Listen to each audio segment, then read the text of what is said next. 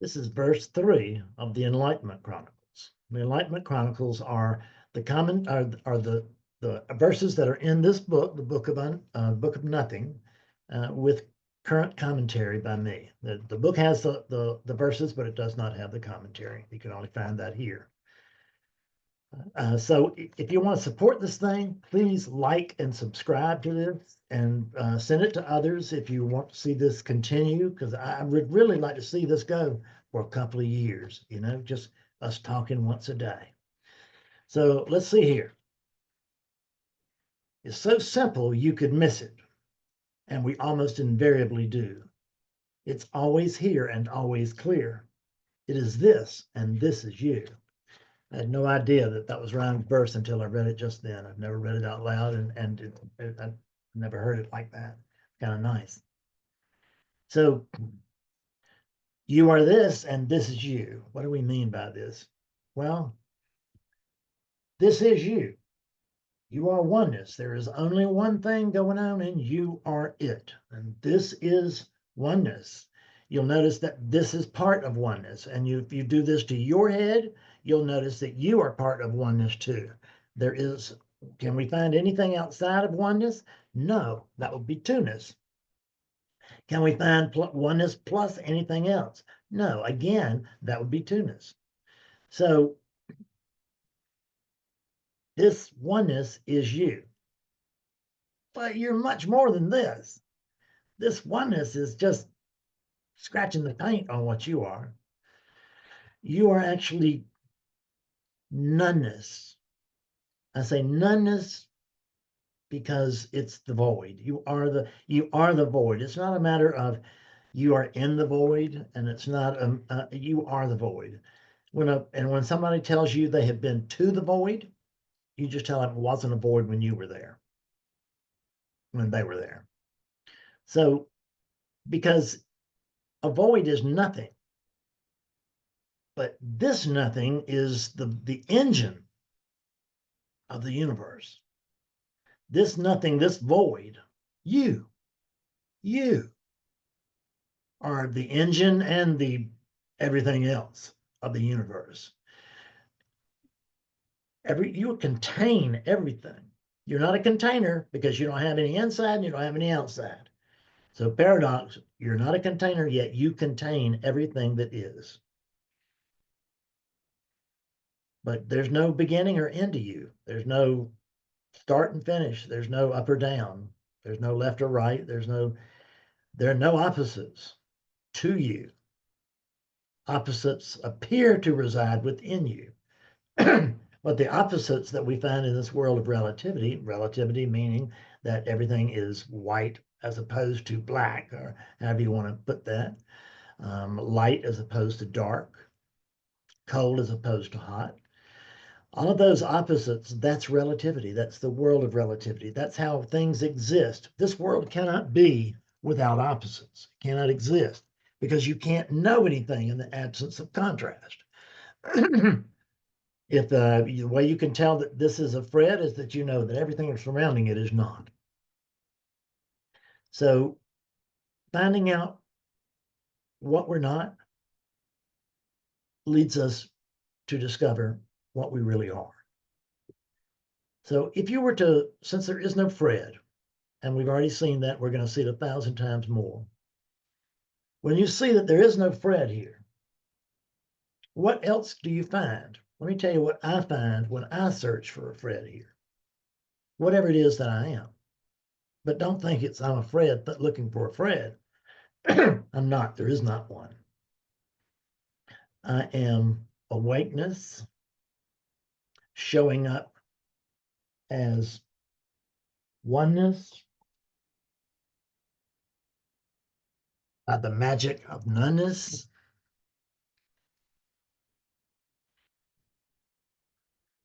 Noneness being the great void, the great mother. Oneness is truly the mother of all things. Just in case you were wondering, it's also the father of all things. Because there's just no comparison to you. There's nothing but you. So you equal all this, but so very much more. This doesn't really touch what you are, just a scratch in the paint of what you are. What you are is unlimited, it's unbound, it's unending, it's without beginning,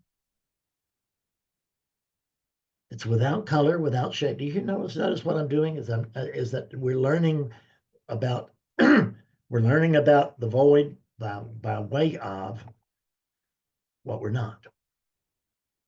Because that's the only way you can learn. You can't speak positively of the void, which is like, well, this is what the void is like. No, it's like trying to say this is what awakeness is. You can't do it. It's beyond description. It's prior to language. Prior to language. So therefore, language cannot describe that which is prior to it. Do you get this? This is really simple stuff. This isn't headachy stuff. This is really simple stuff. Because that's the problem, is that we want to make it complicated. We want to make it difficult. We want to make it out there because then we won't have the responsibility of waking up. Because waking up is a responsibility because you no longer have the excuse of being unconscious to everything.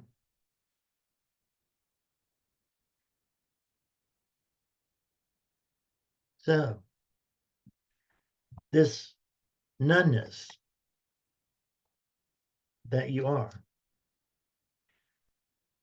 it is none, it is zero, it is not nothing, yet it is the potentiality for everything. In order to be the potentiality for everything that is, it cannot be anything unto itself. You know the story of the eye can't see itself. Well, you're looking through, like awakeness is looking through these eyes. I can see myself, or I can see this body and everything myself that way because I'm in front of a monitor with the feedback, but ordinarily we can't. What we experience when we look out is we experience what we call the outside world, but there's no outside. Where is the outside to oneness? Does that make any sense to you? Can you find an outside to oneness? It just doesn't make any sense. Can you find an inside to something that has no outside? No. So can you find the center of oneness? Well, other than ourselves, which is what we thought for so long, there's no center to oneness. And in the absence of a center, there can't be a boundary. There's no edge. So you hold everything, but you yourself are empty. And in order for you to hold everything, guess what it has to be? It's illusion. This is illusion. It's a nice illusion. I'm glad to be here, but I'm not crazy about staying for too long. I mean, I'm not one of those who'll be going down looking for the youth of the potion of youth, right? I don't want anything to do with that. I'm 72, and I'm in no hurry, but I'm not. But I stay here because I care about Betsy, and I dearly love my dogs, and I will stay here until God decides not to. But that's my own so-called motivation, as if there was somebody here who had some. But see, we can report on this stuff just like it's true. We can report on that Fred's got a hat that says Fredness on it, somebody gave him. How about that? It's not untrue exactly. It certainly isn't true. How does a Fred have a hat on when there's no Fred?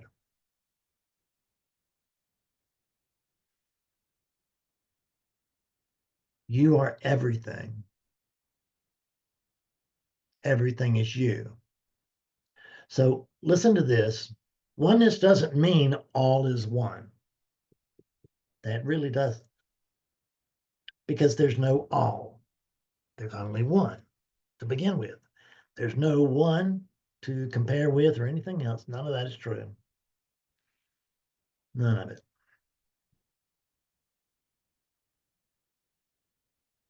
If this was oneness,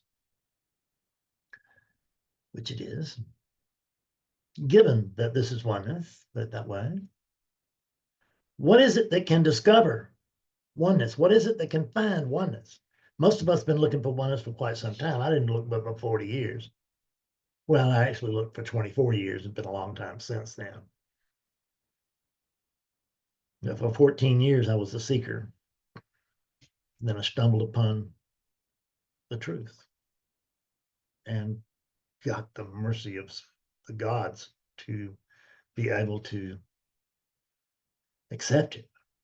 Because that's the problem, is people don't want to accept the truth. Because what do you have to exchange for it? You have to exchange your personal everything.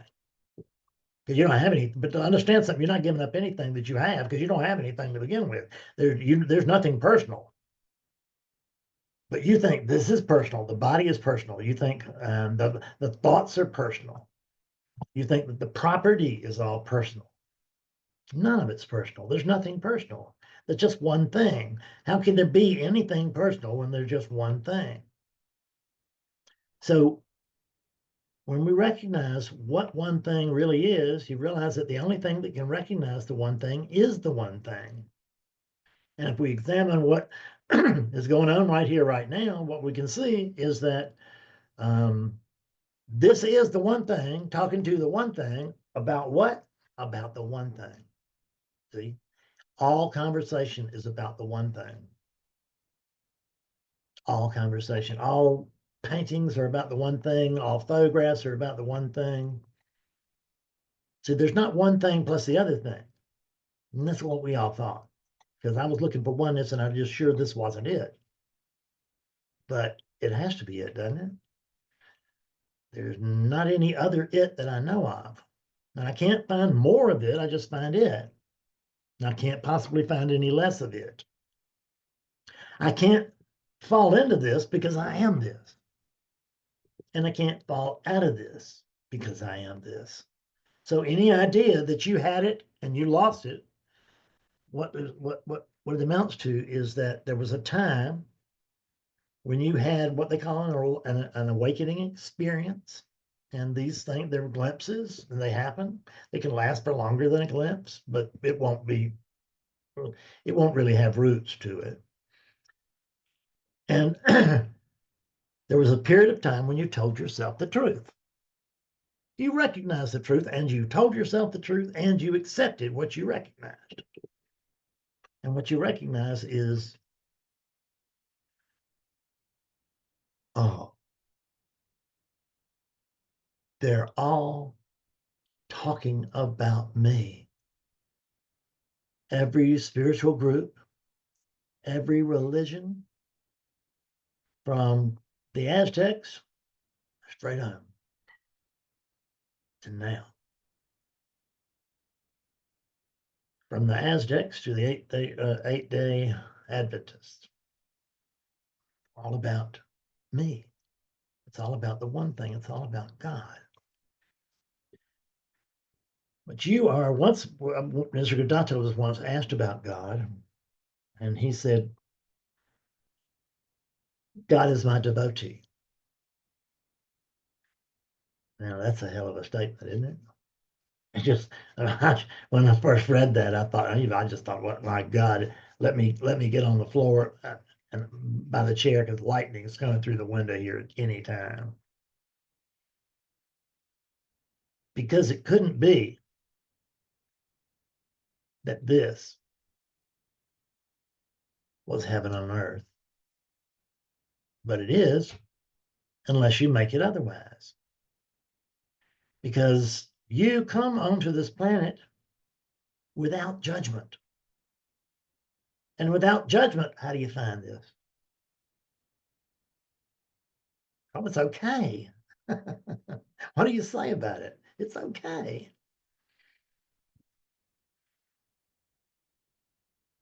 But we bring judgment to it. And when we do, what happens? The judgment arises because we believe ourselves to be something other than this. And we notice that there's something wrong here. And what's really wrong here is the fact that we're not recognizing that we're it. We're not recognized that we are the very here-ness of here, the now-ness of now. There's only this here, there's only this now, and you are it. And it doesn't get any simpler than this.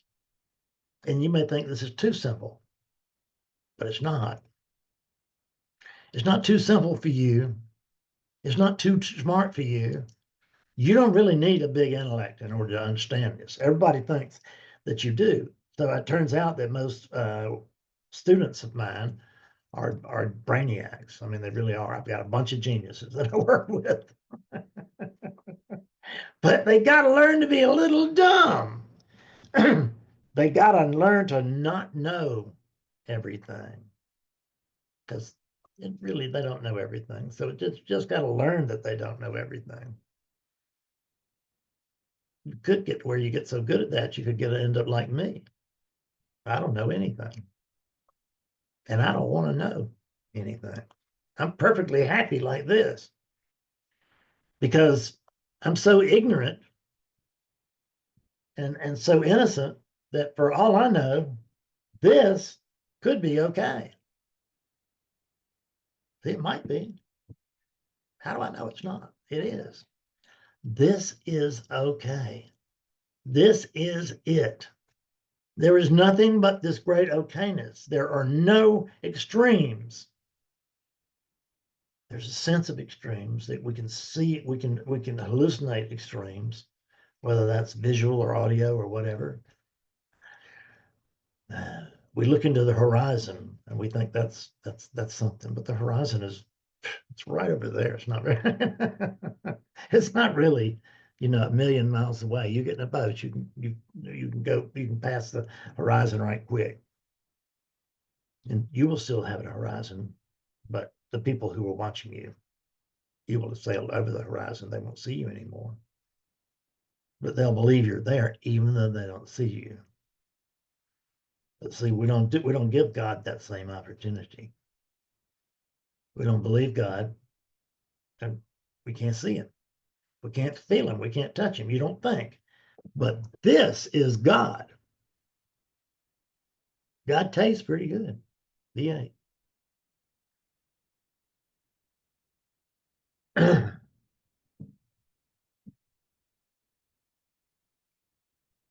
God's attractive.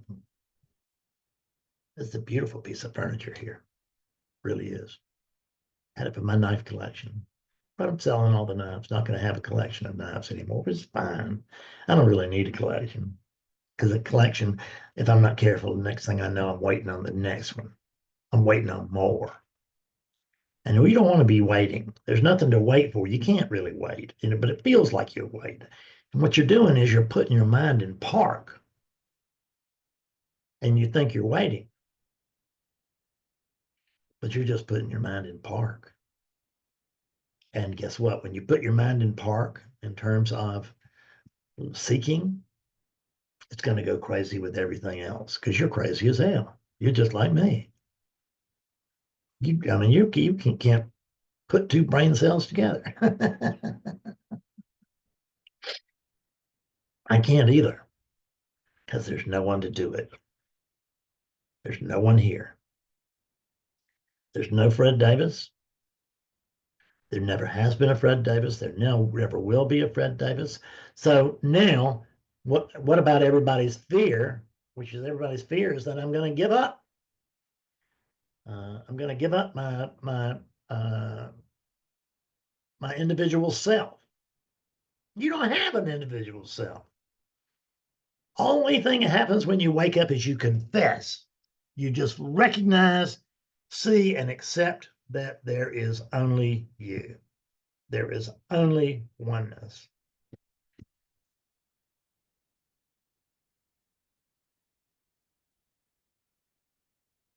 And oneness is just noneness and drag. It's that simple. Oneness dresses up, pretends to be oneness as if there's something really here. But it's all illusion. And I mean, we can enjoy it. We certainly can be entertained by it. We can also be tortured by it if we take it too seriously. So hold the world lightly. Hold it lightly. Don't.